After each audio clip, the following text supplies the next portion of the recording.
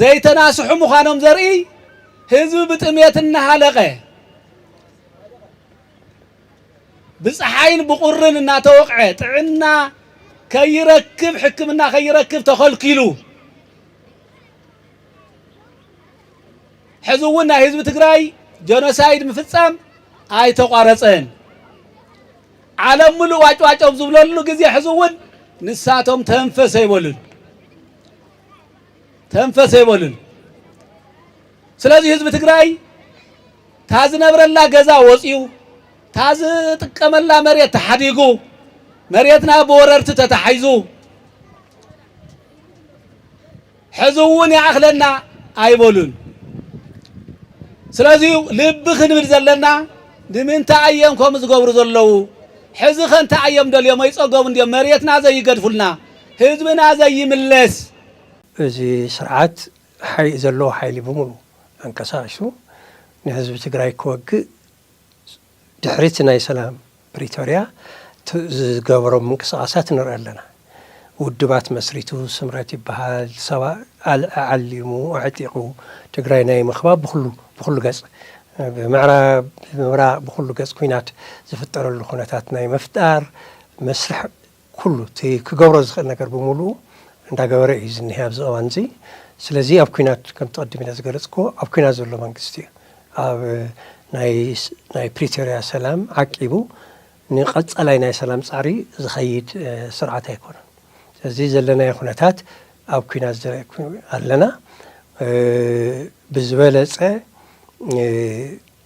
ትግራዋይነት ናይ ውሽጢ ጎንፂ ዝፈጠሮ ሓልኪ ኣብ ትግራይ ኣሎ ካሊእ ቆሪፅና ናብ ቃልሲ ንእቶ ክልተ ረጊፅካ ይኸውንን ማለት ሓደ ስርዓት በዓል ዋና ኣለዎ ዝኾነ ስርዓት በዓል ዋና ኣለዎ ተኸታሊ ኣለዎ ኣብ ቅድሚት ተሰሊፉ ዝገጥም ኣሎ ዓጃቢ ኣለዎ ዓጃቢ ማለት ብሓሳቡ ዝራዳዱ ማሕበረሰብ ናይ ማሕበረሰብ ክፍሊ ወይ ማሕበረሰብ ጠቕላላ ይጠቕመኒ ኢሉ ደድሕሪኡ ይስዕብ ኣብ ቅድሚት ኮይኑ ዝዋጋእ ግን መሪሕነት ኣሎ ስለዚ እቲ መሪሕነት ብኡ ደረጃ ንባዕሉ ክገጥም ክኽእል ኣለዎ ፕሬዚደንት ኢሳያስ አፈወርቂ ንጸላእቱ ብዝግባእ ዝፈልጥ ጥንቁቕ መራሒ ሰባት ዲክታተራት ይብልዎ ገለ ይብልዎ ግን ሃገሩ ዘውሓሰ ካብ ውሽጢ ናብ ደገ ዝፍልፍል ናይ ዲፕሎማሲ ረኽቢ ዝገብር ሽኻሉ ኤርትራን ህዝቢ ኤርትራን ገይሩ ዝኸይድ መራሒ ናይ ውሽጥን ናይ ደገን ጸላእቱ ጠንቂቑ ዝፈልጥ ተደሊ መገባርያ ገይሮም ተደሊ ይረግዖም ኣብ ዝመረፀ ግዜን ቦታን ከዓ ከይተጃሃረ ናይ ነፍሕን ጨደዳ ናይ ፖለቲካ ናይ ወታደራዊ ናይ ዲፕሎማሲ ፕሮፓጋንዳ ነፍሕን ጨደዳን ከይገበረ ይምክቶ ማለት ስለዚ ስሱዕ ክብል ከሎ ንመንግስቲ ብልጽግና ስሱዕ ዝበለሉ መንገዲ እንታይ እዩ ስርዓት ብልጽግና ሓደ ናይ ሓንቲ ሃገር ልዕላውነት ብዓለም ትፍለጥ ሃገር ልዕላውነት ናይ ሓንቲ ሃገር ጥሒስካ እውን ክትገብር ምግባር እዩ ስስዕ ማለት እዩ ባይ ዜናትካ ምድላእ እዩ ተደጎለ ነገር ኣሎ ትናይ ጉዳይ ተማዛበልትን በዋናነት ጉዳይ ሉዓላዊ ወሰናትን ዝምልከት ኣሎ እዚ ኣብ ዝኾነ እዋን ወይ ሓዲር ዝኾነ ነገር ክፈጥር ዝኽእል እዩ ናብ ግጭት ክመርሕ ዝኽእል እዩ ምኽንያት ናይ ኩናት ምኽንያትን ክኾን ዝኽእል እዩ ክኸውን ዘይብልና ኣሎ ክኸውን ይኽእል ፖስትፖን ተገበርካዮ እስቲ ፀኒሑ ተመሓለፍካዮም ፀኒሑ ምኽንያት ዘብል ይኮኑ ደቂስካ ዝድቀስ ነገር የለን ብናይ ትግራይ ሳይኮሎጂ ከም ትግራዊ መጠን ናይ ትግራዋይ ሳይኮሎጂ ሒዘ እየ ዘብል ዘሎ ደው ዘይብል ነገር ደው ክፍለ ይኽእልን ስለዚ ብሰላም ክፍታሕ ኣለዎ ዝብል እምነት ምክንያቱም ሕዚ ንሕና ዘለናሉ ወቕቲ ድሕሪ ጀኖሳይድ ካልእ ጀኖሳይድ ንምፍጻም እዮም ዝዳለዉ ዘለዉ ፖስት ጀኖሳይድ ከይነሓዊ ኣብኣ እንተለና ከጥፍኡና እዮም ዝዳለዉ ዘለዉ ስለዚ ብከምዚ ዝበለ በዓል ዋና መን እንተኢልና ንሓደ ውድብ ንሓደ ምምሕዳር ንሓደ መራሒ ጥራሕ ዝሕደግ ኣይኮነን كم هربنياتات كم تقادلتي تروما لأيو بتزحلفه زي تحكمه سنة لبنا وقدعة الله يفلتيو نعوب قمة بأثنا قن أكل نايتي مفتحي كنكوني قبلنا كلاتنا زخونة ودي بطرح زخونة ما راح يطرح زفتح يكونن كلها ما بفلاي تقادلتي بانا يمت يمزلو اللي قلنا حزب تجراي نقدم على ما زخون تتقادلا يطفي غايت اللي قلنا حزب تجراي ويطفي زلو نزقر متأتينا بايدو يفتحي تايم مهن قورو بوليس تايم مهن قورو سراوي تايم مهن قورو زبل بوليتيكا ومرحينات نتليو سنفي يقبري نفتحين تايت قورو خالي شقر زفتر نايس أتأكل نتلي انتايت قورس قالو من قد اللو نايو على حق سرعتنا اللو سلازي بزح جزيان ناي فتح سبات زخون سبات نادبرها منقست زأكل زوامر حزا أكل وردا مر حزا أكل عبي سلطان حجز قوانا ناي فتحي قوانا نتفتحي منهم كم زي يقبر زي بعلو تكايدانا زلو شقري زقورو اللو من قد تاتسلو بتكنولوجيا خنا تفق منا مرحي عديكم نالي زرب المدرخة كم قدم كوي كون نزلنا بتسنا نحرق منا ناتوهله بدوا باي سلام زللهم يا اخوي يقول بتسنا بيتنا نحرق ما يبلنا نحن وانا ذاته كوينا نزلنا زي مقراص كبت سكاي ولا قالوا خوينا تكنولوجيا لنا يا فلت يتمرئت تزبر مالتي لس افراريخا سوكينكا ارقيكا بعصوا تنبركخي كنبركخ ما ينخل بسخون يكون من قدي تنبركخي تدخل ملختي نبركخي نخل مثلنا يكوري تقنسي ولا انزيا مثل لا لو نحن يكوري ስለዚህ ሁሉ ነገር አባዕሉ ይንዘል ማለት ነው ክስታቱን ስጋታቱን ድሌታቱን አብልዕሊኦ ይንዘል አባዕሉ ነው ማለት ነው ካብዚ ዝውይኑ እዩ ትግራይን ኤርትራ ይራኸብሉ ጥራሕ ዘይኮኑ ሳምሓራ ይራኸብሉ ካብ ሓሊፉ ቶም ሰሜን ለለው ሁሉ አንጻር ደው ይሓብረሉ ሰሜን ደለው ሙሉ አንጻር ኦሮሞ ይሓብረሉ ዝብል ካራክተራይዜሽን ይወሉ ባዕሉ ዝገብሮ ዝነበረ እዚውን ባዕሉ ዝገብሮ ነው ሓደ ወቅቲ ኦሮሞ አራብ ማለት ቀጽዩ ድማ ሁሉም ደግሞ ኢትዮጵያ ውስጥ ዘሎ ፖለቲካ ኃይልታትና ኣብ ዙርያ ሃገራት ዘሎ አተኣኻኺቡ ኣብ ልዕሊ ትግራይ ዝገብሮ ነገር ኣሎ ልክ እሱ ዝገብሮ ሁሉ ክግበረኒ እዩ ዝብል ፕሮጀክሽን ይሕሰበለ የሎ ብድሕሪ ልብል ናይ ባዕሉ ናይ ፀረ ህዝብነቱ ነጸብራቅ ሓሊውን ከምኡ ኣምሲሉ ክስእል ይፍትነሎ ማለት እዩ ስለዚህ የጸልመካ ኣሎ ፍርሑን ይገልጽ ኣሎ تعد كسنكي أوردي كبعلو كاب فيدرال منغستي بتعب جرمكا تبذي أوز ميديا كوت أول للجن فيدرال منغستي لنايت جراي حيل سلام ذو حرام ريتو هلو لزواع سراويت 4.4 بليون كرش كساخذ يلا كله كساب ذا عن السنة خوا 4.4 بليون وتأجيروس كاو كان قدي بوالا هي سراويت وتأتي لهم للجمجمة تجمجمو بمكلكيا هنا تخندز الأكل كرش وصا غيرولس وصيت لي زعينتو ገምጋም ተገምግሙ ለግዚው ተጣውልን ይخسي ምክንያቱ ስራሕ መካየድ ላፍቶም ናይ ኮር መራሕት البهላ ቅርሽውን ከዝስካ ፈዚ ለፀሐይ መስለኒ ወሒደን እስከ ፍርቂ ነገራት ክዋሃቢ ላተዋለ ነይሩ አጋጣም እስካው ለመጻኹ ይሁን ኮን ኾለ ወረድ ግን አፍቶ ናይ ስራሕ መካየድታት ሁሉ ነገር ከፍቶ ፌደራል መንግስቲ ያው ለረአ ነገር እዩ ተስቃጥላት ብስኩቲ ምግብ ካውዩ ተበጀቱን ካውዩ እና በህንዲ ተብልና ገለሆ ታኪም ዝለኒ ተማኻይ ዝወድና አይወራ ታይላንድ ዝባሃላዲ ቀለብ ድማ ተቂሱ ወለ ዝሳይ ንዓይኒ ከዝ ማለት እዩ ስለዚህ ንስኻትኩም ተወስ ሓሳብ ከመይ ገርኩም ኣምፂርሞ እቲ ተማኻይ ነገሮም ዘለው ዋላ ናይ ዋላ ንዘም ናይ ዓይኒ ከዝ ዝዝኒያና ናፍተን ዓድታት ዝተቐሰም ዝብሳይ ኣነ ድማ ዋላ ዶክተር ፍጹም ኣብ ትግራይ ይሰርሕ ታይላንድ ኣነ ሰልጢነሉ ዋላ ንስትኻ ናብኡ ኸድካ انت تحكمك بلز حكمنا ياو تحكم على كاين زنجرني معناتي ስለዚህ ግን ንስኻትኩም ብናታትኩም ናፍቲ መሪስኩም ዘለኹም ዓዲ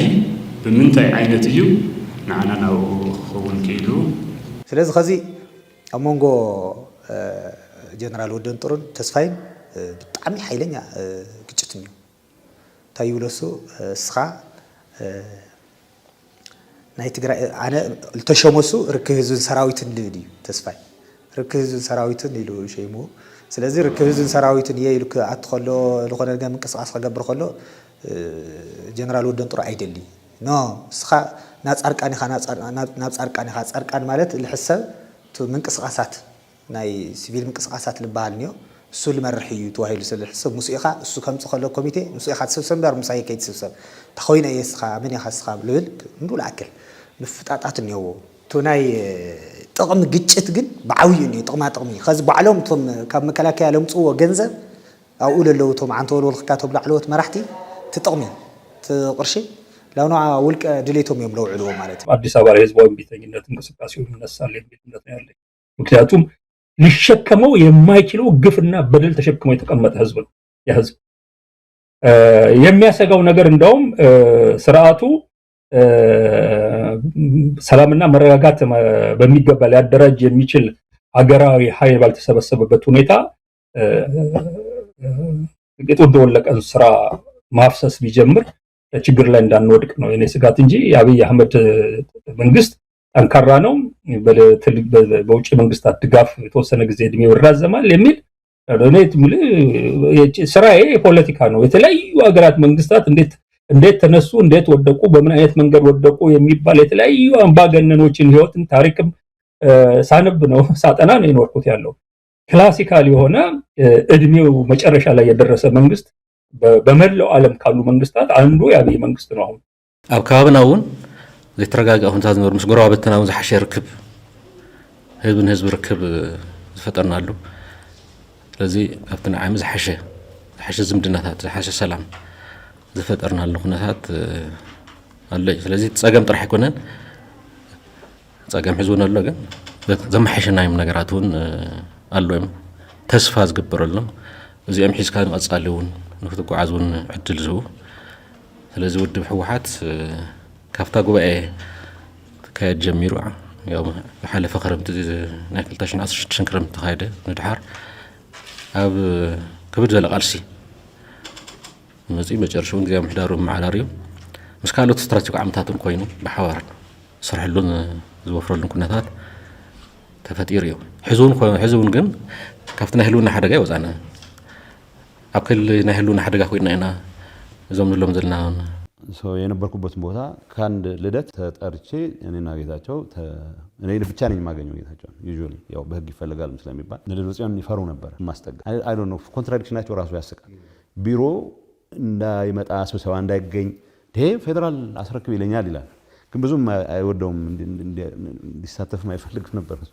ለማንኛውም እኔ እሱንም ጠራው ቤታችን ተቀምጠን ያለ ያው ተወሰነሰ ደረስት አዘይ ሳይሲስ ሪዝን አልነገሩም ቤት ግባ በጊዜ ግባ አንዳንድ እንቅስቃሴዎች ስላሉ ዛሬ ተወልክ ገባው ሶ ኢንፌክት ባለመግባቴ ኋላ ታደሰ ነው እንዳው ሲስታርጉ ሴንትራል ኮማንድ ውስጥ መግባት አለበት። ምክንያቱም ያወጡት መግለጫ አስቂ ነው። መከላከያና ሰሜን ዝናኛ ሆነን የሆነ ነገር አረግን ነው የሚለው። እኔ በሆነ እሱን ስህተት አልፈጸምም ነበር። ትንሽ አትሊስት ፓለተብል የሆነ ሰው የሚገዛው ስቶሪ ሰራ ነበር ማለት ሓቂ ብዝራብ ድሕር ኮይኑ እኮ ዘሎ ኩነታት ብሕሊ ዘይተገለፀ ናይ ኣምሓራ መንግስቲ ንፌደራል ወኪሉ ሞግዚት ኮይኑ እዩ ምዕራብ ትግራይ ዘመሓድሮ ነይሩ። እዚ እውን ፌር ኣይኮነን ትክክልስ ኣይኮነን። ስለዚ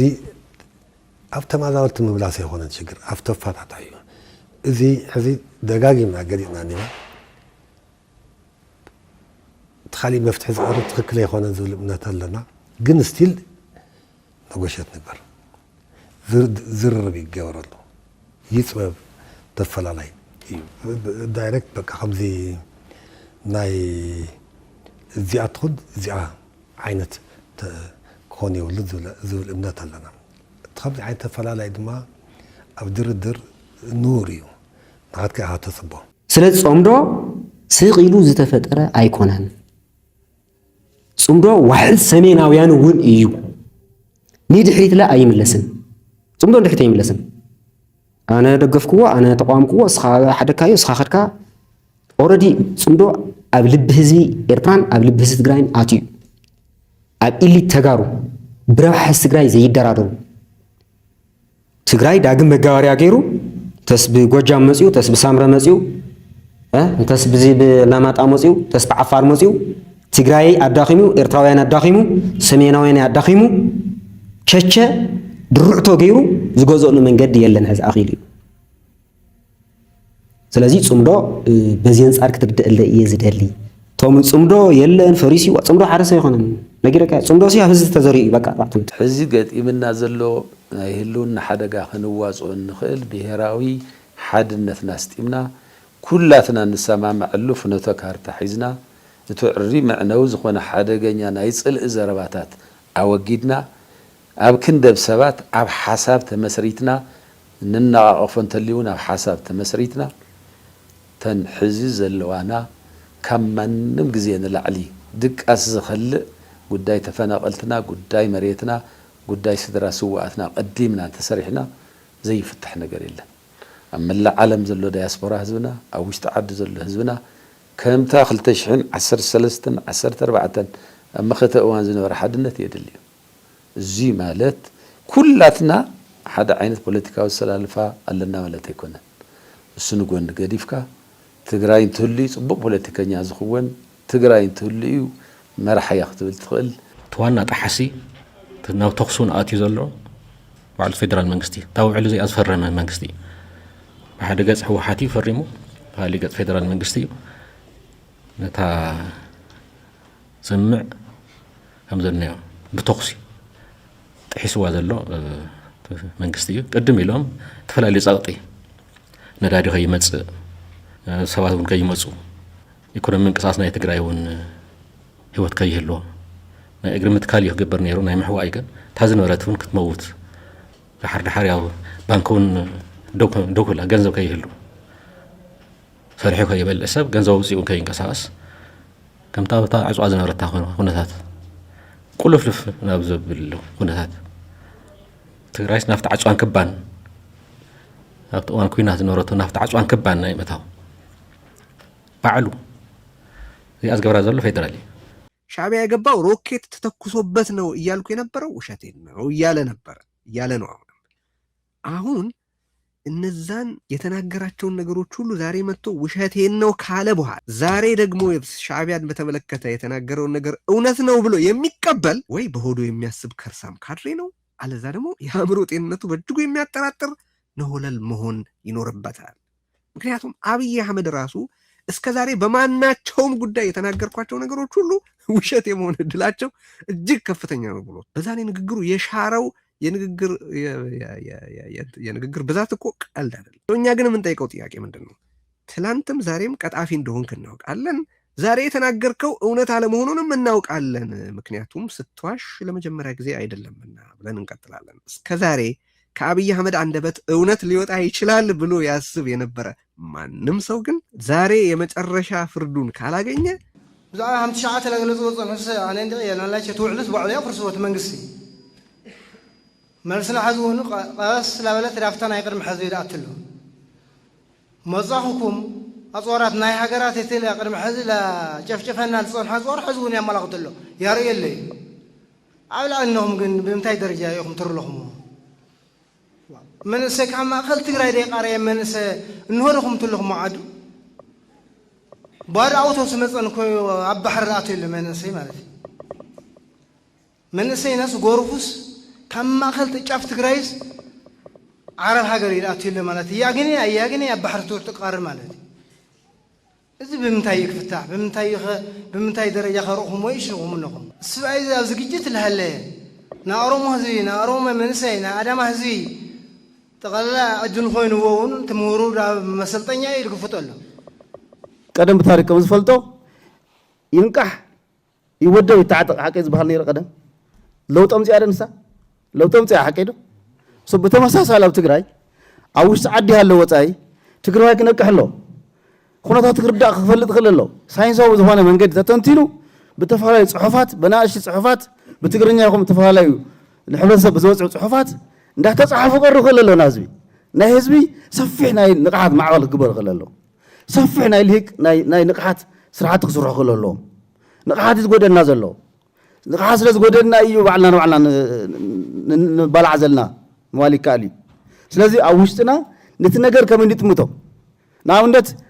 أبناء بهرا وحدا قال لنا حكينا ولا لنا كلنا بهم نردو زي يردو سو كل خيلي أمني أنا بقول له أو تفعل علينا يتحاسبا إركينا لنا إلى إذا حسوا تلك الزلو تنتاني زلو نداقرونا تنمايت ببقزيو بزح نجر مقرفنا نير نايب الموزي أو زي 124 دشان مع عسكرات بتأميت بحمام الساقة زلو عبكندا أو قرن حين زنبر زل هزبي نمن وكيل إخمارات عبيت تمركي حكاية مركي أكون زحشة ديمقراطي نزحشة لمقعد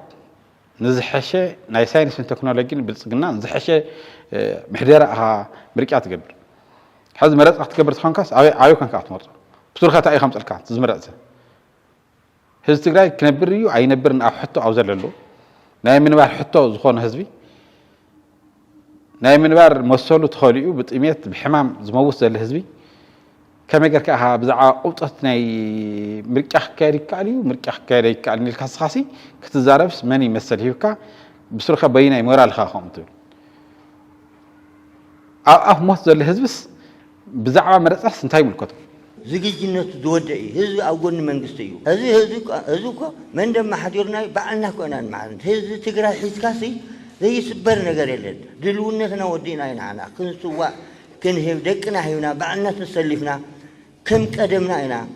رايا لويني لهم جزء لويني لهم كباس مكرم رايا تقرأ يمخانو عرقاقي ترى بسلفنا أو زي جنباري زمر حسن ورنيو كو جنمري جرانا المري أو زي نور جرانا لاس كم يقولوا تقبلوا ومزرايا كم الله سيقولوا خدوا أزي أكو سواتنا بخبرنا أورنا على زنير هزونا وقني فين كتايبلن أنا دينا نناقن كم هزي كم تقراي رلع تقراي ركيناس تعينا نقبر لنا سلام سلام سلام سلام دحرم بيلو تناي مجرشة مودة أساسي نمنتعي زي أو الثانيس لذا أكلم عالتي زي أنت زي غيره زي أحن قبرنا زي الوثاني إنا ندلنا نعنا أنا سقف هزب تقراي تفعلي بعلي قد أمبر نتهزب زوجلو النجاري بالليل كم حدش كله تجبرنا وأنت هزبي أنا استحي وتيس توديع مهني أتموتون نايموت حدا جاونا قاتي مني في بيت مأسرتي درجة تقدم زنبرت بنيامس مويتة حدش بنيامي عندما تستجبر قال سمعلتي حدا حزب تقرأي 5 نمبر حزب تقرأي 5 عينة جقنا فتير نمبر أنا زتفلي عموني بالليل زتفلي خسبون أيكون كون أباي زولو كله تقرأي زولو سو نعيو زوحده النمبر نهزب تقراي زوحده ነገር ይቡሉን አራዳዳ አይውን ከምዚዩ ከሁሉ ነገር መቅደም ያለበት ባንድ ሀገር ላይ የአንድ መንግስት ኃላፊነት ሰላም ማምጣትን ህዝብ ወጥቶ በሰላም መግባትን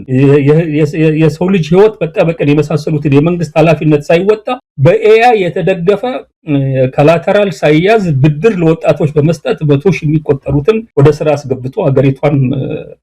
የሀብታሞች ሀገር እንዴት እንደሚያረጋት ያወራላቸው የነበረበት ሁኔታ ነው። እኔ ምንም ማለሙ እኮ ምንም ችግር የለውም ያለው እኔ ሀገሪቷን ሰላም አድርጎ ሁሉንም ነገር መልክ ካስያዘ በኋላ እንዲህ አይነቶቹ ቅዠቶች ውስጥ ቢገባ ቅዠትም ላይሆኑ ይችላሉ ያለው እንደምንም አድርጎ በተረፈው ብር ምናምን ነገር ቢሞክራቸው እንደውም ልታበረታታውም ትችላለህ ያለው ነገር ግን አሁን ኢትዮጵያ ባለችበት ሁኔታ የሚያወራው ነገር በቃ ደግሞ ወደ ፋይናንስ የኮሪደር ልማት ሊያመጣ ነው አይነት ነገር ነው የተሰማኛል። የኮሪደር ልማት ብሎ የሚያቀርበው ነገር ነገታቸው እነን ህፃናት የነበሩ ጊዜ ሲያጣጥሉት የነበረው ነገር ያለው ነገር አሁን ያጻናትን ማለት ነው ምናጣጥለው አውት ፓነል አፍሪካ ህብረት ስምዕና ተገይርልኝ ይሉ ከምዘሎ በጥሪው ለዓላውነት ብዝል ተኮነ ሰፈርት አትየም ዘለው ይመለሱ ምዕራብ ትግራይ አትየም ዘለው ሰፈርቲ ናይ ምዕራብ ትግራይ ይብካሎት ብዙሕ ስለዚ ነበረ ቶም ዕጡቃት ኣብኣ ዘለውን ብረቶም ይውርዱ ካብም ሓራዝ መፀውን ናብ ቦቱ ይኺድ ምምሕዳር ይፍረስ ተመዛበልቲ ዘልዮም ደጋፍና ጸጥ ሓገዝን ሒዞም ይእተው እዚኮ ኣፍሪካ ሕብረት ዝወሰነ እዚ ኣስተፈጸም ኢና ዘለና ታይልና ኸሊ እዚ ኣትፈጸም ኣብ ትሕቲ ወረድ ዘሎ ህዝብና ማሓራ ይውፃእ ኮዝ ፍትሓዊ ኮይ ፍትሓዊ ሕቶ እዩ ተመዛበልን ዝተሰደድን ናብ መርቦት ይመለስ እዩ ወጻእተኛ እኳ ይምለስ ዛዕባ መጻኢ ዕድል ትግራይ እንትንሓስብ ከም ህዝቢ ክንቅጽል ስለ ዝግበአና ሓልዋትናን ድሕንነትናን ክነረጋግጽ ግድን እዩ ከም ትግራይ እውን እንተይተቆራመመትን ተይተሸራማመትን ክትቅጽል ክትክእል ኣለዋ ትግራዋይነት እውን ካብ ዝኾነ ይኹን ሕሉፍ እዋናት ንላዕሊ ጉቡእ ቦትኡ ክሕዝ ይግብኦ እዙይ ንምግባር እውን እዘን ጸላልዩና ዝንሄ ብርሰት ክንምክቶ ክንክእል ኣለና ክንምክቶ እውን ኢና ከም ምሁራት ድልዱል ሓድነትና ብጉቡእ ሃኒጽና ምሁራዊ ጉቡእና እንትንዋጻእ ምስቲ ጅግና ህዝቢ ትግራይ ኮይንና ኣብ እንደልዮ ብራኸ ንምብጻሕ ዝሕርብተና ነገር ወይ ከምዘየለ ብምትእምማን እዩ ክቡር ጀነራላት ኣብዚ ድመጻኹም ብምሉእኹም ጀጋኑ وعب حالة مسمر رخون لنا نازل مديا حشوت لأنا ماني أحنت مجلس ودي ورده مديا دعوة استقباري أتصوي له عب حالة مسمر عصركم نحو واحد مسمركم حظ اندحر عب حالة مسمر عصرنا عايتو كسلنا عايتو كسلنا بمن متأمر هو حزي زبيد والعلو زبيد والعلو هزبنا بمعرار تقرأ نهدر لنا يو بشراد نهدر لنا يو يا رب العالمين سرزل الله توصل أخويا إحنا ما هرسنا حضر لنا الحمد لله رب العالمين عندنا دمو ودو ورده ربي أرخا بإذا خاتهم لأنا أبزل مسأخم جننارات أب حدا مسمر عصركم تقرأي تمسر قبور لنا هانتانا قادمكم تقرأي تسعر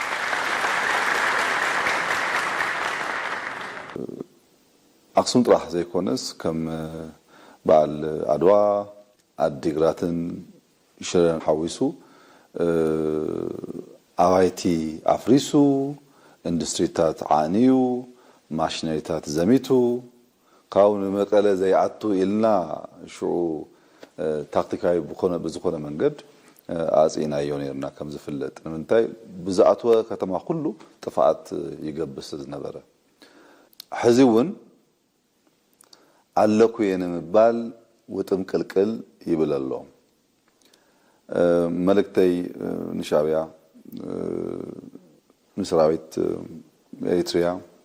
نقولهم زلني ملكتي كان تبتب تبل دوا تمسو اللوا راح يذكرهم زفتو